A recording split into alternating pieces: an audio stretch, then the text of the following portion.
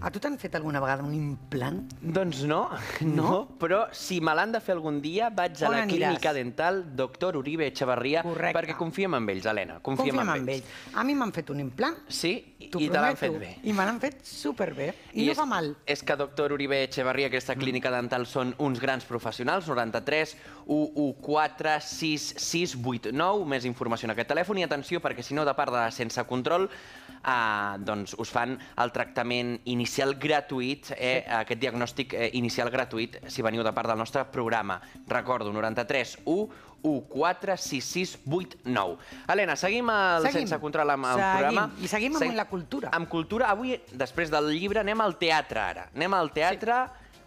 I saps quina obra és?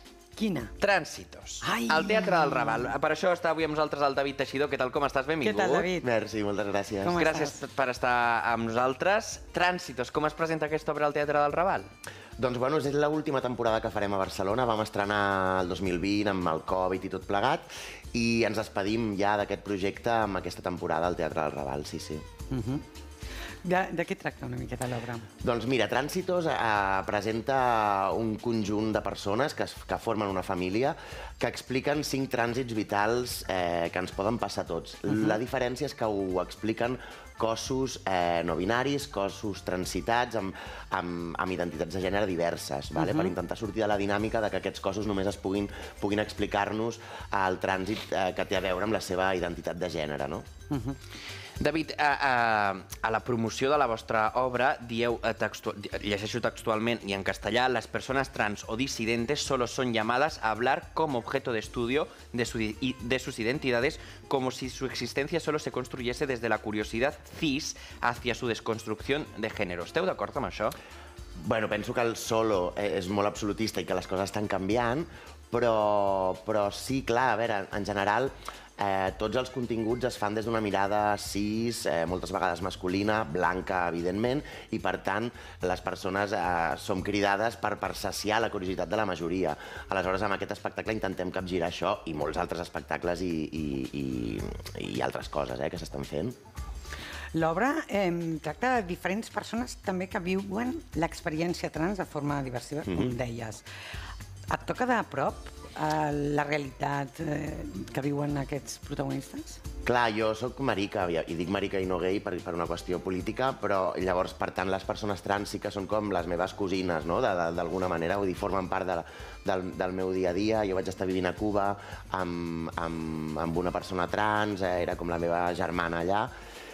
Però més enllà d'això, clar, jo no he escrit històries que tinguin a veure amb la transició de gènere. Jo he escrit 5 trànsits vitals que alguns no m'han passat, però que... És a dir, l'únic que he fet ha estat posar-me envoltar-me de persones trans que poguessin sumar la seva mirada en l'escriptura. Per què has dit això de marica i gay?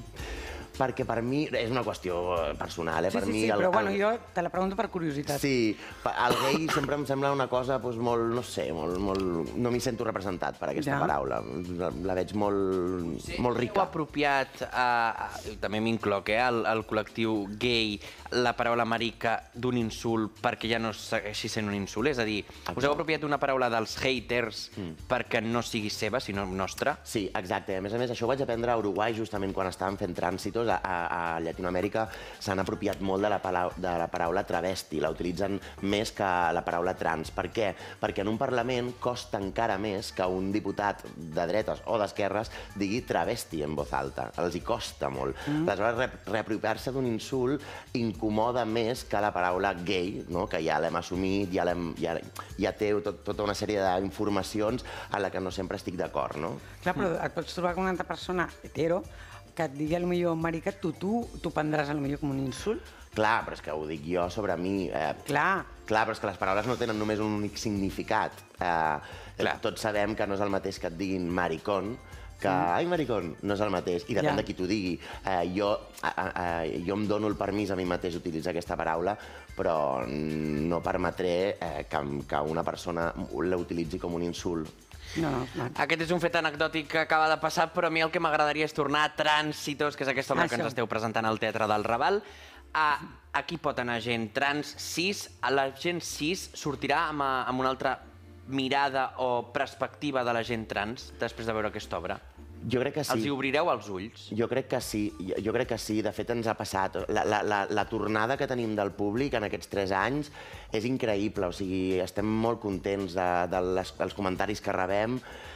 Sí, penso que no estan habituats a que cossos no normatius expliquin històries en les que ells es poden sentir representats, i això els hi agrada molt, sembla, vull dir que rebem molt aquesta opinió. Portaves, ens ho has dit abans, ara estàs a Catalunya, però has estat a Uruguai, a Argentina. Què hi ha a Argentina i Uruguai en el món del teatre que hagis pogut transportar aquí a Catalunya? Bueno, Argentina, concretament, crec que és el paradís, és un lloc on tothom fa teatre, on dius que et dediques al teatre i no et pregunten res més, no et pregunten, però vius d'això? Es queda aquí la conversa. Jo crec que és un dels països amb més cultura teatral del món. I bàsicament m'he intentat impregnar d'això, i a més que l'equip primari de Tránsitos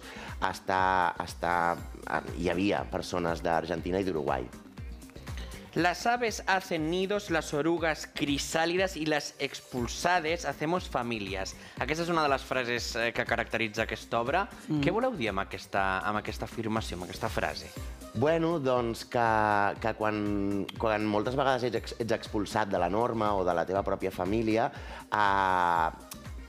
busques la manera de tornar a fer xarxa. O sigui, és un homenatge a la xarxa de les famílies no consanguínies que salven la vida a tanta gent, no? El show es fa en diferents locals del Raval a Barcelona. Per què el Raval? Perquè el Raval és casa nostra, o sigui, jo crec que el Raval és el refugi de tot allò que no passa per una norma, no? No es fa a diferents locals, sinó que es fa homenatge. Al Teatre del Raval. Però es fa homenatge. Sí. Es fa homenatge, sí. A diferents locals, diguéssim, no? Sí, es parla del Madame Jasmine, es parla de l'històric Satanassa, que estava al Geixample, però...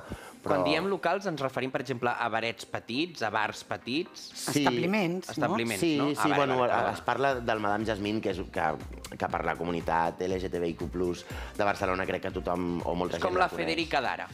Bueno, és la Federica del Raval, sí. Sí. Perfecte. A part d'això, a part d'aquests homenatges, per què hem de venir a veure a la gent que ens està veient des de casa aquesta obra Tránsitos al Teatre del Raval? Doncs perquè penso que són 5 històries colpidores i així ho notem del públic. Comences rient molt i després no tant, podríem dir-ho així.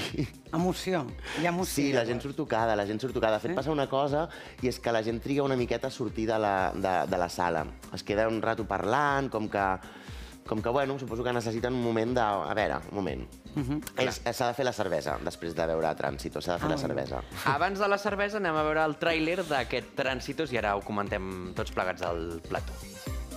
Que tengo cáncer de mama estadio 3, que me tienen que operar, que me tienen que hacer quimio, que me voy a quedar pelada, que me puedo morir, que me tienen que hacer radio, que las pelucas son muy caras. ¿Qué? ¿Que las pelucas son muy caras? Barcelona, no serás vos la culpable de mi cambio, pero decime que serás mi cómplice. ¿Follamos? Solo follar. Sin mirarnos a la cara. Follar. Que vendría a ser todo lo contrario a hacer el amor. ¿No? Pues me hago otra raya.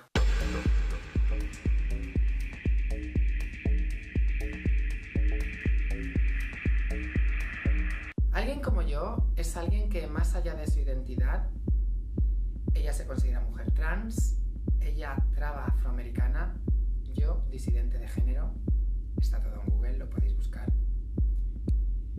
Alguien como yo es alguien que cabe dentro del marco de lo aceptable.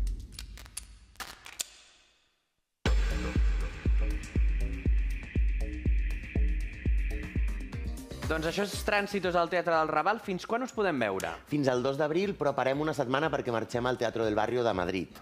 Molt bé. molt bé. O sigui, aneu... Sí, fem sube baja. Capital a capital. Molt bé. El moviment queer és important en aquest barri, en el barri del Raval? Sí, jo crec que sí, històricament, de fet, sí. El Raval, com us deia abans, jo crec que ha estat el refugi de tot allò que no podia ser vist a Barcelona, vull dir, era el barri de los desastres, no? I en estos desastres també entrava tot lo queer, sí, sí. Doncs anirem al Teatre del Raval a veure Trànsitos. Gràcies per estar avui amb nosaltres, Albert. Moltes gràcies. A vosaltres.